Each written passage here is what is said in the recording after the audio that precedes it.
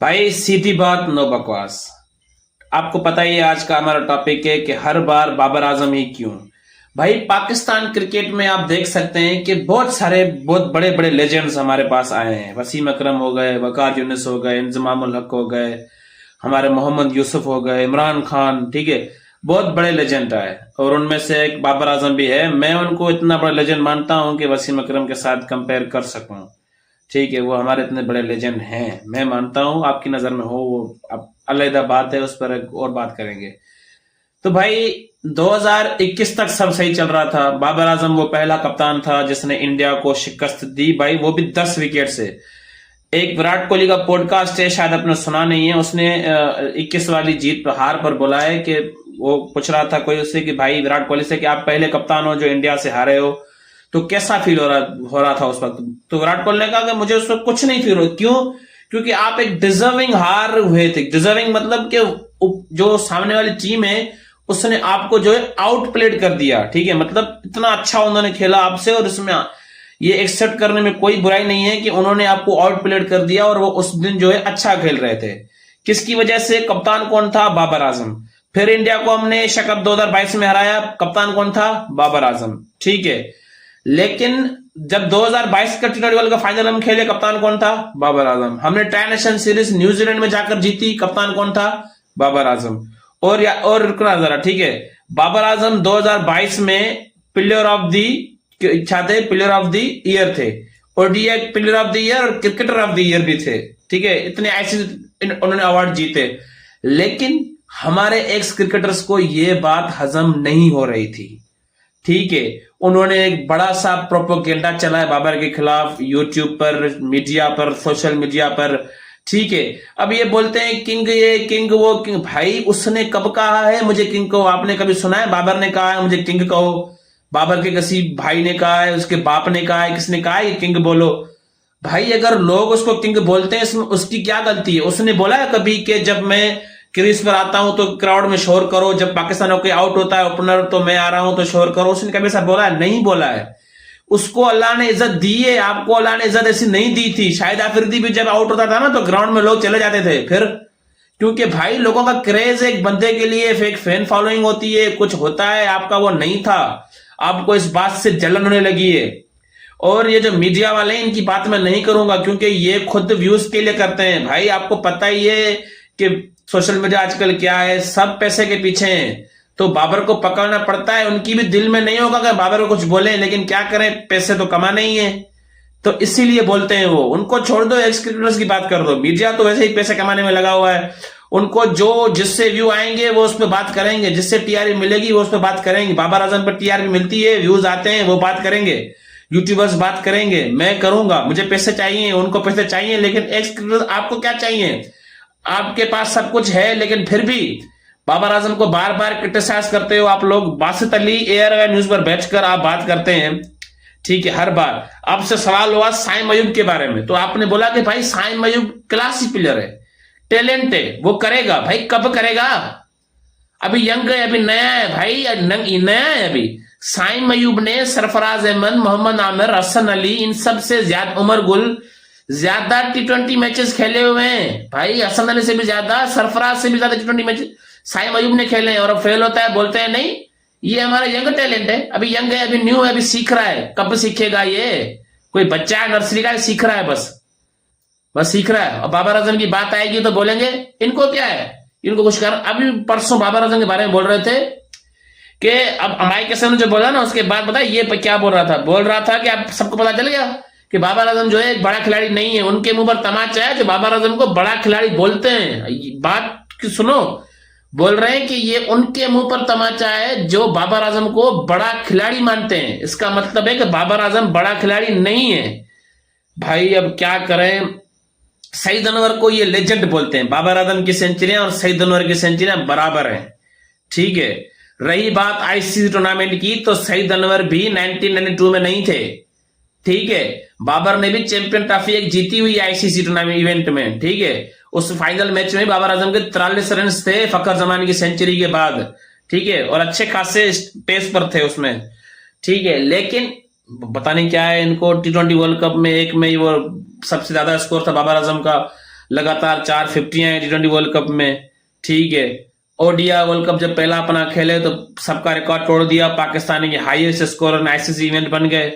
तो भाई क्या एक बंदे को, क्यों इतने बंदे को पीछे पड़े हुए, हर बार बाबर आजम ही क्यों मिलता है आपको?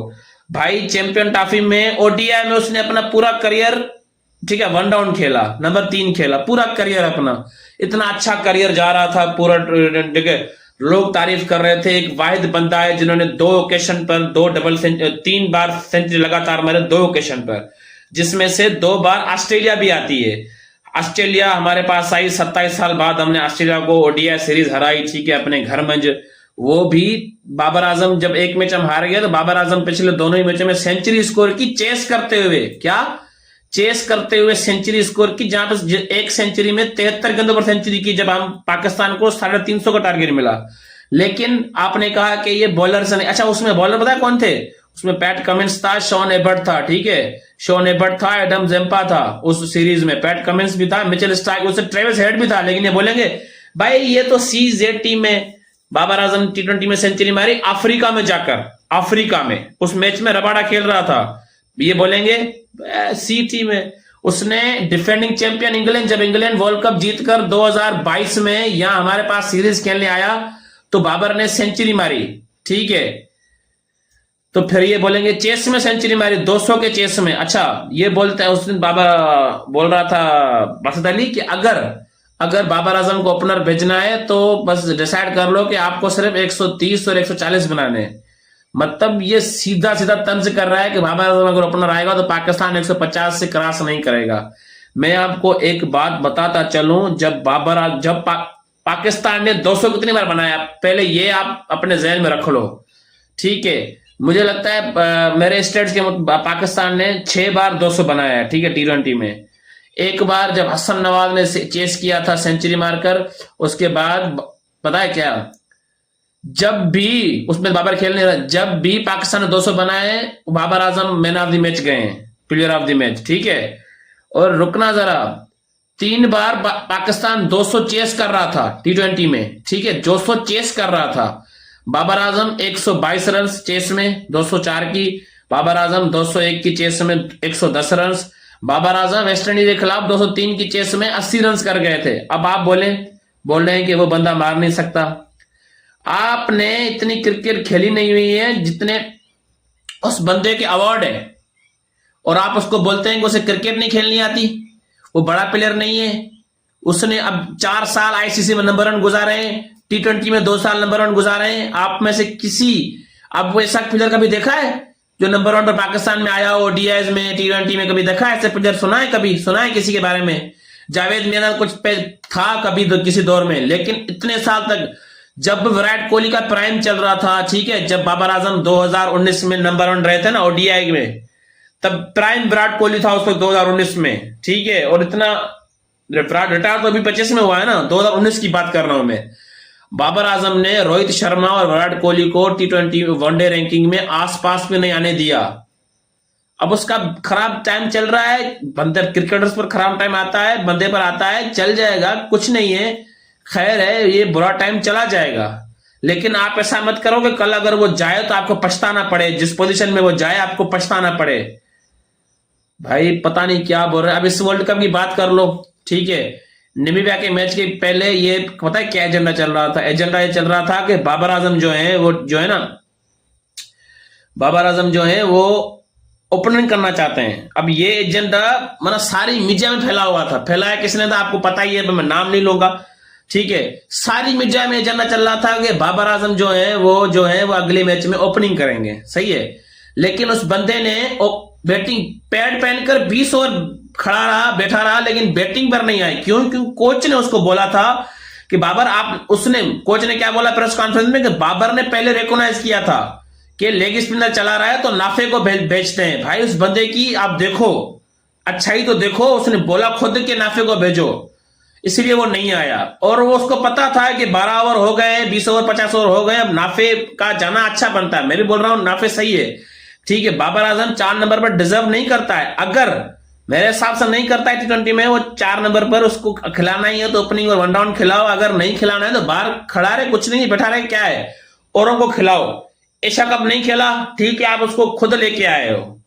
आपने बोला कि उसका स्ट्राइक रेट सही ठीक नहीं है, उसी ने नहीं बोला कि मुझे 4 नंबर पर खिलाओ या चैंपियन में मुझे ओपनिंग कराओ। जिसने आपने उससे चैंपियन में ओपनिंग करवाई वो ओपनर नहीं था, लेकिन आपने करवाई, उसने की, ठीक है।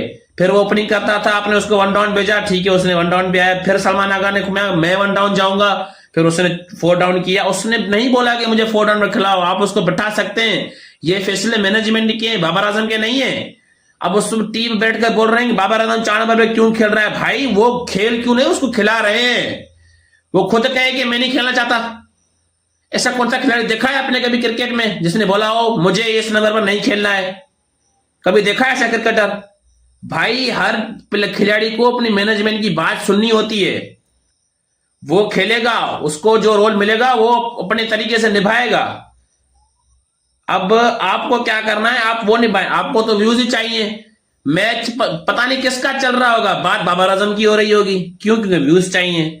बाबर का स्ट्राइक रेट दिखाया जा रहा होगा, बाबर का इतना स्ट्राइक रेट, इतना स्ट्राइक रेट है। अच्छा, बाबर का स्ट्राइक रेट पीएसएल में देखा है आपने? 2 पीएसएल जो पिछले पेशावर दरमी से वो खेला है, भाई 148 का स्ट्राइक रेट है। 2 पिछले लगातार जो पीएसएल खेला है उसके मिलाकर। और पता है एवरेज कौन सी है? 52 की। और आप फखर जमान को बोलते हैं कि ये फखर जमान जो है हमारा मैच विनर है। फखर जमान बाहर बैठा बाबर आजम खेल रहा है, फखर जमान बाहर बैठा बाबर आजम खेल रहा है। भाई कौन सा मैच विनर है तुम्हारा? 130 T20 के इंटरनेशनल के मैच खेल गया है, सिवाय ट्राई नेशन 2018 का फाइनल जो जिम्बाब्वे के हमने जीता था, उसके अलावा फखर जमान ने किया क्या है? मुझे ये बताओ, क्या किया फखर जमान ने? 130 मैचिंग में आपको एक भी इनिंग याद है फखर जमान की जिसने मैच जिताया पाकिस्तान को? भाई कोई इनिंग नहीं है T20 में फखर जमान की जो बैटिंग है वो 0 है, उसका जो कंट्रीब्यूट है वो 0 है। उसने T20 में कुछ भी नहीं किया पाकिस्तान के लिए, लेकिन फिर भी वो आपका मैच विनर है। साइम अयूब आपका मैच विनर है, क्यों? 70 मैच खेल गए, अभी यंग है, अभी सीख रहा है। भाई 70 मैच खेल गया, अभी सीख रहा है। सालों तुम लोग क्या, मेरे मुंह से गाली निकल जाएगी, अब छोड़ दो अभी। आज के लिए इतना ही। मेरे चैनल को सब्सक्राइब कीजिए, बेल आइकन को दबाइए ना जरूर, ठीक है। अल्लाह हाफिज, मिलेंगे अगली वीडियो में।